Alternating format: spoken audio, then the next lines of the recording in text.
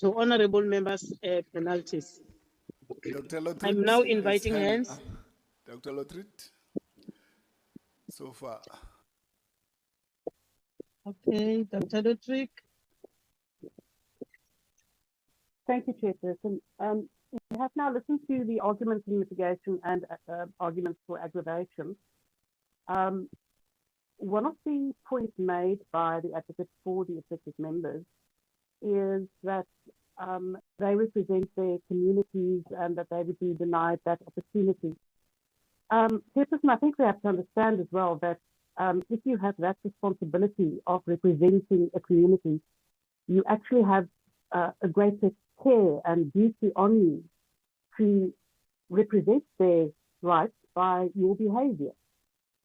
So I don't really think that could be a mitigating. Chair, my apologies. So, sorry, Professor, but we can't really hear anything. The sound is very bad. Okay, I'm going Thank to you. try I again. wanted also to indicate that we are Okay, just Chair. hearing pieces and pieces, the doctor. Chair, I am moving. I have a problem perhaps with connectivity. Is it better now? No, Little it's bit not better, better. doctor. Okay, I'm just going to move outside. Maybe it's going to have a better signal there. Is it better, Chairperson? Yes, you may try to speak while listening. Okay. Chairperson, what I've said is that we have heard arguments in mitigation and for aggravation. I think it is important for us as members of parliament to also understand that when one says that you have the responsibility and the duty to present and represent communities, it also places a greater duty on you to behave in such a manner that you do not forfeit that right, because our representation and the rights and powers and privileges and immunities we have are not unfettered. There is a duty upon us to behave in terms of rules and the law. So I am not convinced by the mitigating argument. I would, however, say, Chairperson, and maybe before I go there, the argument also in terms of double jeopardy, I'm not quite sure whether that is relevant, as these members were found guilty on separate incidents. So the fact that it was similar does not make it double jeopardy. That is how I understand it. So, Chairperson, I would say that the sanctions proposed by the initiator, I think, is suitable, and I would concur with those sanctions. Thank you. Thank you, Dr. Lutrick. We heard you. I believe also other honorable members, the initiator and the advocate have heard you. Any other hands? We have Ms. Tseke and the Deputy Chief Whip of the Majority Party, Chair. Okay, Honorable Tseke. Thank you very much, Chairperson, and greetings to all the members connected and all the legal representatives present here. Chair, not repeating on what Honorable Lordship has said, I think all of us as members, honorable members of Parliament, we have a responsibility of keeping the decorum of the House when the House is in session and representing the people that have elected us in a manner that is dignified. So I think after listening to all the delegates, Chair, I would want to also to support the penalties as presented by the initiator, Chair. One, in order to apologize to the President, to the Speaker, and to the people of South Africa in terms of Section 12.5c, physically in person in the House. And then secondly, as it was presented by the initiator, that members, the two members, Honorable Tessa and then Honorable Paulsen, be suspended without remuneration for a month starting from the 1st of March to the 31st of March in terms of Section 12.5G of the Powers and Privileges Act right, with section 12.9, Chairperson. Therefore, I move for those proposals. Thanks. Thank you, Honorable Deputy Chief Whip, Honorable Doris. Thank you very much, Honorable Chairperson. I second and third the proposal made by the honorable members emanating from the ones from the initiator. We fully agree and support the presentation by the initiator. Thank you very much, Honorable Chair. Thank you, Deputy Chief. Do you still have any other hands? Yes, Chair. Majosi. Honorable Majosi, Yes, we are in agreement with the sanctions that have been proposed by the council, and we support it. Thank you. Thank you, Honorable Majosi. Any other hands? There's Dr. Ndlozi. Dr. Lozi, over to you, sir. Chairperson, my apologies, man. I got a little bit cut off, struggling with the network. Just for your guidance, this is the time for our deliberations. Am I correct? I don't want to misfire. Yeah, you are correct. You deliberate on the two issues by the initiator and the defender of the affected members on aggravation. No, Chairperson. I think that these honorable members should have been subjected to the same withdrawal of charges that was considered in relation to the national chairperson of the EFF, Commissar Veronica Mente. In particular, in the case of Nazir Paulsen, the initiator really couldn't prove her case. And I think that in the case of Mr. Keza, also, there was no grounds to could constitute a charge that he deliberately violated the rules. It's actually very much in relation to the explanation that he gave. It makes sense, perfect sense, in fact, that he had reasonable grounds to believe that his party leader could have persuaded the speaker otherwise.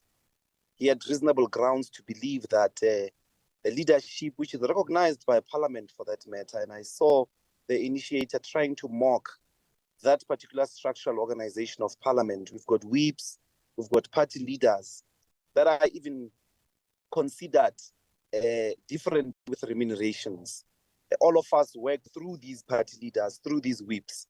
He had reasonable grounds to believe that some different outcome could come out of that exchange that Mr. Malema had with the speaker, which the speaker obviously completely decided not to respond to. I think that we have a simple situation here where the fact that they've already been kicked out of Parliament, lost time to represent and execute their constitutional duties, represent their constituencies, was punishment enough. It's not necessary to proceed again, try them in the manner that we have done, and then also impose those sanctions. I find them ridiculous. I find them punitive, not corrective. And if anything, above all, I find them political. And I want to deliberate as a final point about the political nature of this thing. The politics is that it seems to have been from how the House was run and how the House is constantly run in the majority of the cases. There's a serious discrimination on EFF members from those presiding officers, including the speaker on the day in question. None of that was considered. That there are many members of Parliament who kept standing, who kept making points of orders, who kept making inputs that were kicked out. There is a targeting of the EFF, and all of us are going to regret it. It's a matter of 6 months now. All of you are going to regret this discrimination that you show to shield the president from accountability, from radical accountability. But generally, even if you did not want to, the discriminatory practice, which was demonstrated by the advocate leading, representing Honorable Paulson Kleza and the Honorable Veronica Mente, that discrimination was not considered. And I would say that we must consider it and withdraw all these charges. They are not necessary. Thank you very much. Thank you, Dr. Ndozi. That's your view. Thank you for your input. Do we still have any other hands, honorable members?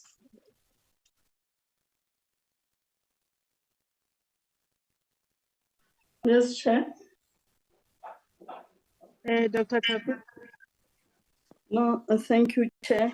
I was changing my gadgets for a better one that has got a battery life that will last.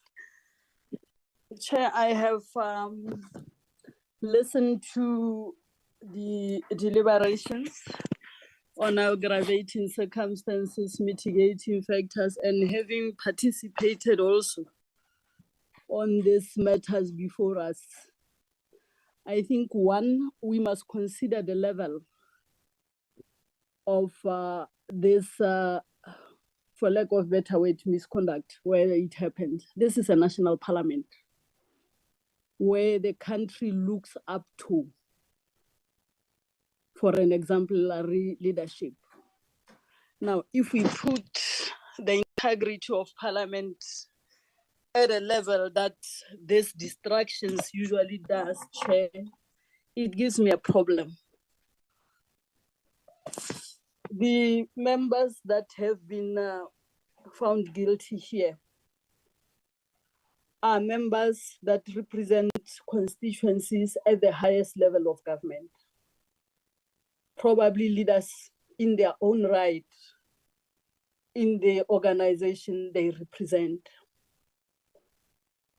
And Chair, when we started, I remember one of the members asked a question, do members of parliament get subjected to understanding the rules of parliament? And the response was in the positive. Now, it cannot be something that could say it had been an ignorance or unless for me, it's just a deliberate kind of an action. And for every misconduct, Chair, or behavior like this, there has to be consequences. And it is up to us as this committee, having listened to the sanction presented by the initiator, to say, how do we deal with this? Having said that, Chair, I think the sanction is befitting, especially looking at the level where this misconduct has happened. And so that it also works as a deterrent for future occurrences. We cannot allow, Chair, that each time Parliament of South Africa be subjected to such incidences. It's uncalled for. Hence, I support, Chair, the sanction as has been presented and agreed to the honorable members that are agreeing to the sanctions by the initiator. Thank you, Chair. Thank you, honorable members. At this stage, honorable members, after your deliberation and your pronouncement on the appropriate penalties, I would like now to pronounce the decision of the committee that the penalty with respect to Mr. Kleza is that in order to apologize to the President, the Speaker, and the people of South Africa in terms of Section 12.5C, physically in person in the House. And number two, the second penalty, the suspension of the members without remuneration for a month, starting from the 1st of March to the 31st of March 2024, in terms of Section 12.5G, read with Section 12.9. The penalty with respect to Mr. or Honorable Paulson is that in order to apologize to the President, the Speaker, and the people of South Africa in terms of Section 12.5C, physical in person in the House. And the second penalty is the suspension of the member without remuneration for a month, starting from the 1st of March to the 31st March 2024 in terms of 12.5G, read with Section 12.9. Honorable members, I request the support team to submit by a draft report to the committee for its approval, which if approved, will be tabled in the House for consideration. I would like to thank members for the Chair. work and time they had put Chair. on this matter. Our Hello, Chair. initiator, yes, Sorry for interrupting you before you adjourn. I think there's something you forgot that the initiator had indicated in the proposal for sanction, which is that the apology should be before the end of February 2024. oh, thank you. Let me correct that. That the sanction, the apology should be done before the end of February. I'm adding that into those penalties for both honorable members, Mr. Krasta and Mr. Olsen. Thank you for reminding me, Victor. Then I would like to thank members for the work and time they had put on this matter. Our initiator and legal representative of the affected members, their sterling work, and the support staff. Thank you so much. The hearing is adjourned. Thank you, Chair.